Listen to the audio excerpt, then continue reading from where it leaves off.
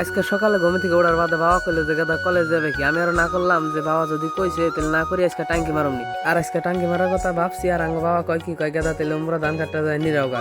আর কলেজে যাওয়ার কথা না করে বুধ হয়ে গেছি, আর বুধ হইলে উপায় নাই। আর এই যে আঙ্গ গ্রামের যত ভেড়া ছাগল আছে সব কিন্তু আঙ্গ খেতে খায়। আমার মনে কয় আঙ্গ খেতে বোন ব্যাগ ভেড়া ছাগলের পছন্দ হয়। খেত কইলে আঙ্গ ক্ষেতের চারটো মধ্যে আরো আছে, হিন্নে খেতে যাতাইলে তা যাইবো না, আঙ্গ খেতেই ঘুরে ঘুরে ওই যে আঙ্গ বড্ডা কাকা উনি খেত নিরাইতেছে। আর আঙ্গ ভাবি কিন্তু আজকে লগাইছে, কয় দিহি আমি খেত নিরিয়ে নি, তাই নগে করে নিয়ে আইছে।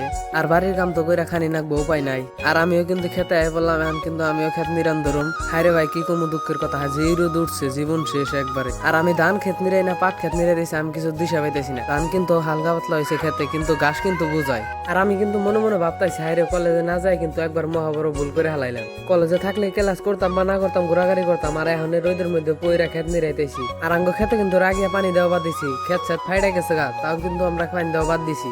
বাই দা ভাই, আজকের ব্লগটাই তৈরি শেষ।